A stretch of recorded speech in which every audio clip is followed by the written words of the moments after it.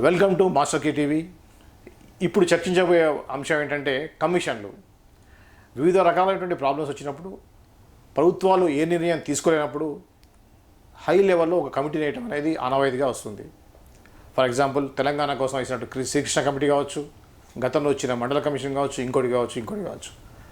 అయితే కొన్ని కమిషన్లు మాత్రమే వాళ్ళు ఇచ్చినటువంటి ఆ కమిషన్ ఇచ్చినటువంటి రిపోర్ట్ ఆధారంగా నిర్ణయం తీసుకుంటారు. కానీ చాలా కమిషన్లు బుట్టదాఖలవుతున్నాయి. దాంట్లో 40 సంవత్సరాలుగా మనం వేచి చూస్తున్నటువంటి మండల్ కమిషన్ 40 సంవత్సరాల క్రితమే వేసినప్పటికీ, ఆ కమిటీ రిపోర్ట్ ఇచ్చినప్పటికీ ఆ రిపోర్టు ఉన్న అంశాలని ప్రభుత్వాలు పరిశీలించకుండా బుట్ట దాఖలు చేసింది. ఆ యొక్క కమిషన్ గురించి ఈరోజు మనతో మాట్లాడడానికి ఆల్ తెలుగు ప్రజా పార్టీ జాతీయ అధ్యక్షుడు శ్రీ కటికల శివభాగ్యారావు గారు ఉన్నారు. వారితో మాట్లాడి ఈ యొక్క విషయాల్ని కూలంకషంగా తెలుసుకుందాం. నమస్కారం సార్. నమస్కారం. చెప్పండి. సో కమిటీలు ఇవన్నీ కూడా ప్రాబ్లం వచ్చినప్పుడు వేస్తూ ఉంటారు. అర్థం కానప్పుడు ప్రాబ్లం వచ్చినప్పుడు ఇమీడియట్గా ఒక కమిటీ వేస్తూ ఉంటారు. అలాంటిదే మండల కమిటీ కూడా. శ్రీకృష్ణ కమిటీ కానీ, మండల కమిటీ కానీ, సచార కమిటీ కానీ, ఇవన్నీ కూడా కమిటీలు చాలా ఉన్నాయి. కమిటీలు కోట్ల రూపాయలు ఖర్చు పెట్టేసి కమిటీలు వేస్తారు. కోట్ల రూపాయలు. ఆ కమిటీ రిపోర్ట్లు అన్నీ కూడా కోల్డ్ స్టోరేజ్లో పెట్టినా కనీసం ఇప్పుడు తీసుకుని చూడవచ్చు. కోల్డ్ స్టోరేజ్ కూడా కాదు, గోడౌన్లో డంప్ చేసేసేసి జాగ్రత్తగా పెడుతున్నారు. ఇంతవరకు పేజీలు కూడా తిప్పకుండా ఉన్న కమిటీలు చాలా ఉన్నాయి, కమిషన్లు చాలా ఉన్నాయి. నా అపీల్, ఇది చేయాల్సింది government. Mandal commission, for example mandal commission చేయాల్సింది గవర్నమెంట్ నేను అపీల్ చేయట్లా. గవర్నమెంట్ మీద నేను ప్రెజర్ అడగట్లేదు, చేయమని కూడా అడగట్లా. నేను ఒక్కరిని అడుగుతున్నా, బీసీ సంఘాల నాయకులందరినీ కూడా నేను అడుగుతున్నా. 40 సంవత్సరాల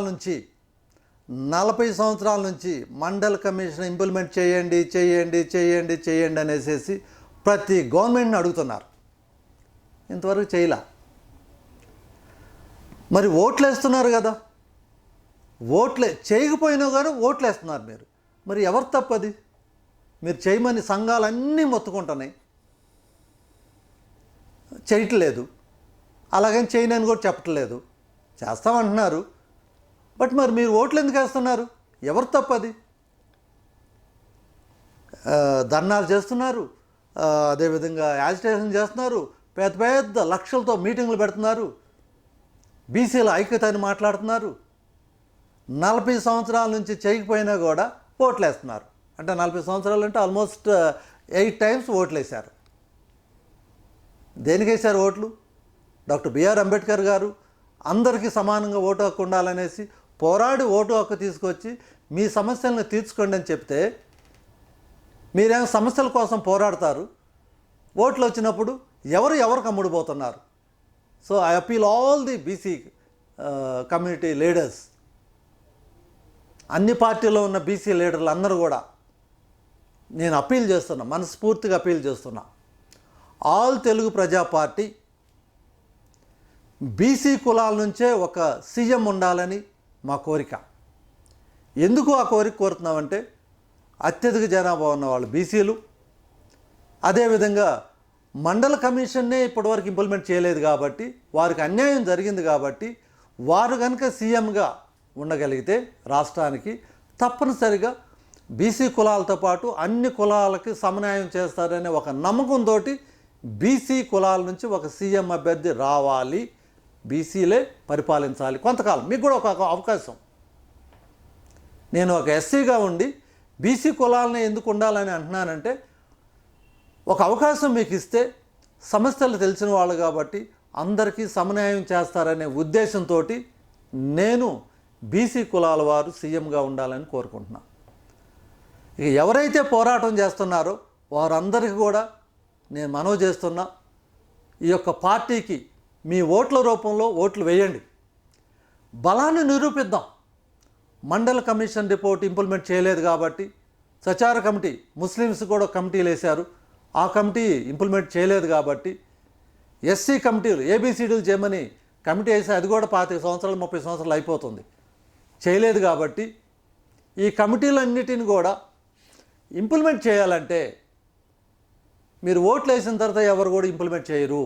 సో అందుకని ఆల్ తెలుగు ప్రజా పార్టీకి మీ ఓట్ల ద్వారా బలం కనుక ఇచ్చినట్లయితే తప్పనిసరిగా ఈ పార్టీ మాకు ఇవి చెయ్యండి అనేసి పార్టీ బలంగా తప్పనిసరిగా అసెంబ్లీలో మాట్లాడుతుంది, తప్పనిసరిగా పార్లమెంట్లో కూడా వస్తుంది. లక్షల ఓట్లు కనుక రాగలిగితే 100% ఈ పార్టీకి వాల్యూ వస్తుంది.